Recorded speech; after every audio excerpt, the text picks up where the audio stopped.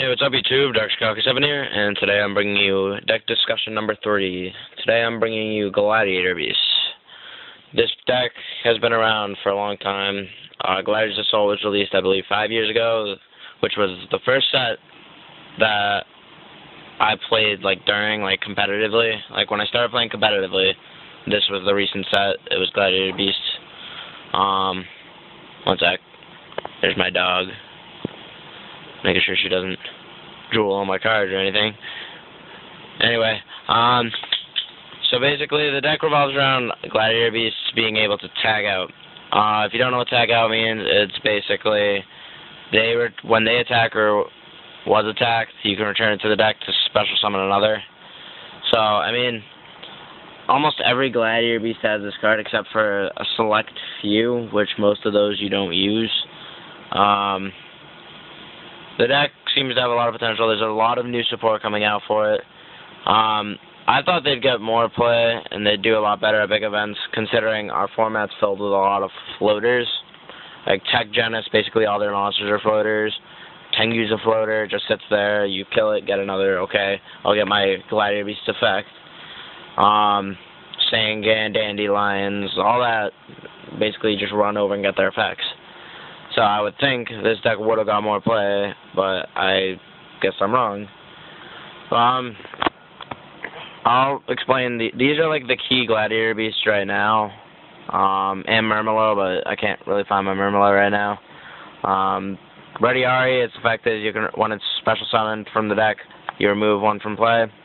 Liquari, it becomes the beat stick. It's 2100 when you special summon it, and it's needed for one of the key fusions, which I'll explain in a minute.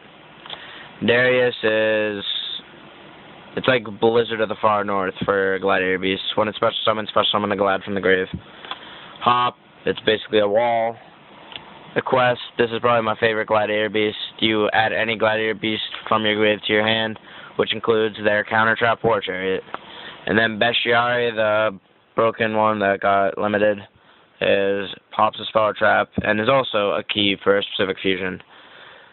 So, that and Murmillo, which is his effect is to destroy a monster. War Chariot, their counter trap, is pretty amazing, this format. Its effect is, when you control Gladiator Beast, you can negate the effect of a monster and destroy the card. That card screwed me when I used to play Samurais, because I would attack, negate, and then they'd War Chariot my card. A lot of decks are running this guy now, Thunder King. The deck only searches with Gladiator's Proving Ground, which is search level 4 Lord Glad. But besides that, this thing, it's a 1900 beater. It can negate a special summon of a monster. It can be really good. The 3 fusions that get play, and there's a 4th one called like Gaio. I don't know. It's not that great though. Is Esadari, which is the new one. It has no effect, but you can use any 2 Gladiator Beasts to summon it, and it's a 2500 beater. This card also enables this card, one of the Phantom Beast. This you can equip to a Beast or a Beast Warrior, so you can equip it to Heraklinos, Liquari, Darius. You can equip it to a lot of cards, actually. And it gains 800 attack, and every time it destroys a monster, you draw a card. This card, I think, is pretty good. This guy will be really good when Rescue Rabbit comes out in Photon Shockwave, because it'll make it so the Gladiator Beast Andal gets play. Because you go Rescue Rabbit, get 2 Andals, and then contact for this guy. That's a 1-card Esadari. It's really good. The next one is Heraklinos. It's the hardest one to get out. It requires Gladiator Beast Liquari and 2 other Gladiator Beasts, my bad. It's a 3000 beater, and you can negate the activation of a spell trap by discarding a card. It's really good if you can get it out. And then Gazaris, probably the best one. It's a 2400, and it requires Bestiari and 1 other Gladiator Beast. But when it's summoned, you can pop 2 cards. And this is the only fusion that can tag out. These 2 can't. This guy can tag out for 2 Gladiator Beasts. So, I mean, these 2 are pretty easy to get out, but Herak's the hard one. You usually only play like 1 Herak because of how hard it is. I mean, those are the standard ones. In Legendary Collection 2, we'll also be getting Gladiator Beast Lannister, which a lot of my friends are saying will make Icarus attack good in Glads, because then it'll have 3 targets. Well, usually run 2 Quest, 2 Lannister, and Bestiari in those builds, so you'll have 5 targets. But there's 3 Gladiator Beasts that you use that can be used with it.